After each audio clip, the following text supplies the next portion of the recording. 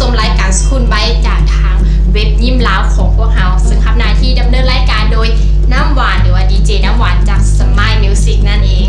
ซึ่งว่ารายการสกุลไบของพวกเรานี้เนาะก็จะเป็นรายการที่จะ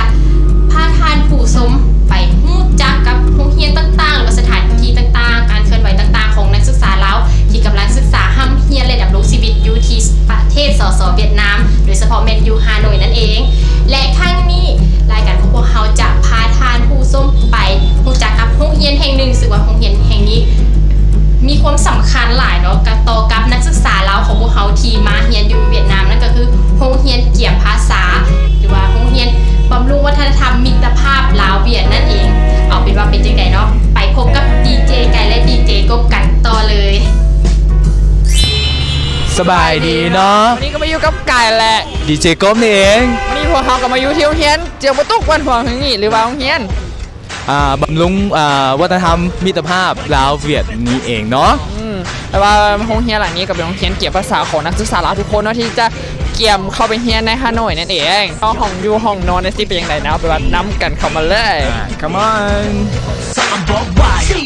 이름을 가르고 다가와 널 많은 자들 하나를 봐 비가 많은 자 누구 위해 나 이렇게 노력을 하는가 이것은 6년 동안 준비한 음반 내 모든 걸 걸었으니 다 한번 들어봐 พอเขาเรียนก้าวเข้ามาแล้วเขาก็เห็นตึกนี่เลยเนาะตึกที่นั่นก็คือห้องน้ำตาลเองหรือว่าห้องวิชาการของพวกเขานั่นเองเนาะเพราะว่าจะเป็นพวกอาจารย์เนาะคณะนักศึกษาหรือว่าคณะคุ้มครองนักศึกษาเนาะอเมริกันน้องเฮียนเนาะนั่นเอง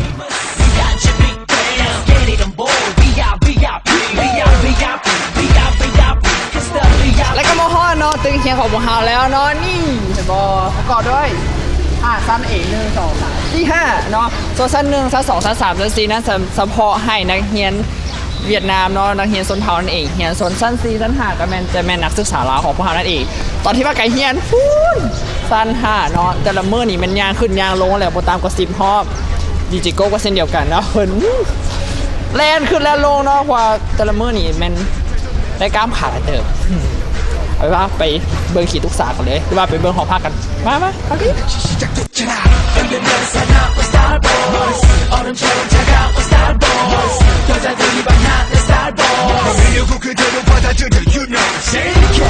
แน่แล้วก็มาอยู่ใจกลางของเฮียแล้วนั่นก็คือสโมสรของเฮียนั่นเองเนาะสโมสรนี้เขาจะมารวมกันทุกๆวันจันทร์เนาะเพื่อสรุปภาคเฮียประจำอาทิตย์และก็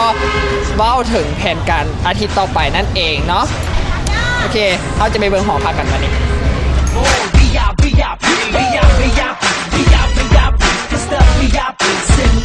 และนี่ก็แม่เนาะบรรดาหอพักของนักศึกษาเราที่มาเฮียหลังนี้นั่นเองเนาะว่าจะประกอบด้วยหลายตึกเช่นเดียวกันเนาะเพราะว่าเฮียหลังนี้ก็มีนักศึกษาเราหลายพอสมควรเนาะและหน้าหอพักนั้นก็จะประกอบไปด้วยนักกีฬาต่างๆเนาะสำหรับให้นักเรียนลาวและก็นักเรียนเวียดนามที่มาเรียนหลังนี้ได้ออกกำลังกายได้กีฬากันทุกๆตอนแรกและก็ตอนเช้าวันเสาร์วันอาทิตย์นั่นเองรู้สึกว่าดีจิโก้นี่เนาะไม่ใช่ละโมเห็นละเอาไปว่าเข้าไปทีมให้ดีจิโก้ดีกว่าเข้าไปสัมภาษณ์เกี่ยวกับคณะนักศึกษาที่หลังนี้และกองเรียนนักเรียนหลังนี้ดีกว่าเนาะ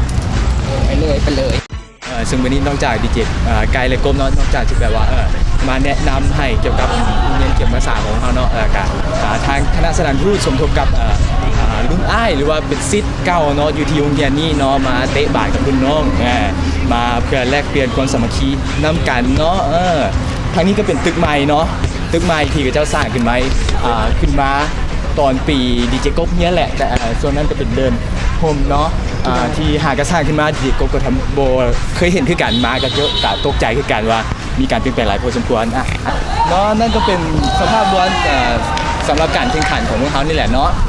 ซึ่งการแข่งขันในวันนี้ก็คือเป็นการเฉลิมฉลองวันสำคัญต่างๆของลาวเขานี่แหละเนาะนั่นก็คือวันซ่าที่2 ธันวาคมที่ผ่านมาเองแล้วก็เพื่อเป็นการแบบว่าที่ฮอตอยู่ในลาวของเขานี่แหละนั่นก็คือซีเกมนั่นเองเนาะท่านเขากลับไปสัมภาษณ์เนาะเพื่อเกี่ยวกับสภาพรวมของนักศึกษาลาวเขาอยู่โรงเรียนแห่งนี้ว่าเป็นจังไดกับคณะนักศึกษาประจำอยู่ที่นี่เลยเนาะไปกันเลย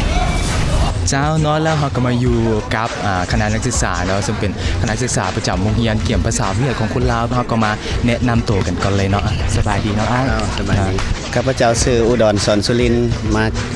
จากแผนกแถลงข่าววัฒนธรรมแขวงบุรีคำไซเนาะเดี๋ยวนี้ครับพี่สอบเป็นหัวหน้าคณะนักศึกษาประจำอยู่โรงเรียนบำรุงวัฒนธรรมมิตรภาพมาอยู่นี่ได้เฮากับปฏิบัติตามกฎระเบียบหรือว่าข้อกำหนดของโรงเรียนวางออก คือกับนักศึกษาสามัญของโรงเรียนแห่งนี้เนาะนักศึกษาสามัญของเวียดนามโดยเฉพาะแม่นนอกจากการศึกษาเรียนแล้วที่เฮาก็ได้ร่วมกิจกรรมศิลปะวรรณคดี และก็ลินกีฬาเนาะในตอนแรงและก็ตอนค่ำเนาะถือว่าถ้าเฮามาเรียนนี้ก็อยากให้บรรดาสหายไอ้น้องนักเรียนนักศึกษาที่เฮาตั้งใจ แล้วก็ฝึกฝนหล่อหลอมตนเองให้ผ่านการศึกษาหรือว่าผ่านภาษาเวียดนี้ให้ได้เนาะใช่ครับ ก็ขอขอบใจเนาะสำหรับข้อคิดเห็นดีๆเนาะสำหรับทางคณะนักศึกษาแนะนำให้บรรดารุ่นน้องที่มาเกี่ยมภาษาอยู่ที่โรงเรียนอย่างนี้เนาะก็ขอขอบใจเนาะ ขอบใจแล้ว มีก็เป็นเนาะแบบสมหน้าน้องใหม่ที่มาเรียนเกี่ยมภาษาอยู่นี่เนาะ ซื้อเมกย่างหมูกระเซิร์ เนาะ น้องชื่อสุพันธ์พงศ์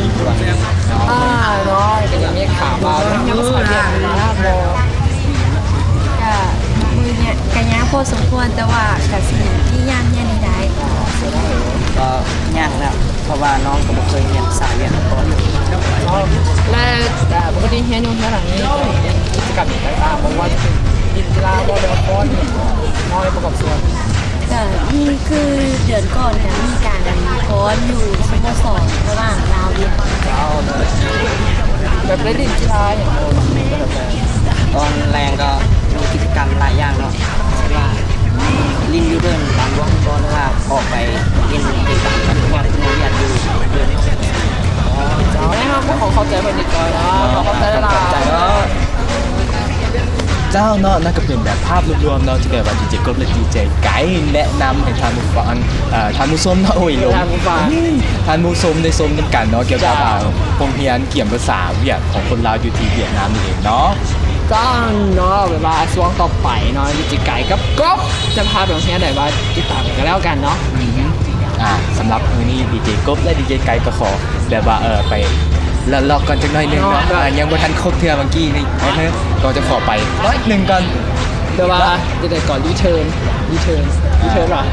รีเทิร์นโค้งทรงจับ ความจดจำและเรื่องความทรงจำว่าซั่นไป ความทรงจำ สิพยายามห้องก่อนเมื่อกี้ยังบ่ได้ขึ้นไปห้องซ้ำ เนาะ บอลกิ่งก็ยังบ่ทันได้ขึ้นไป ไปเนาะไปช่วงนักกินอ่ะ ไปฟังกัน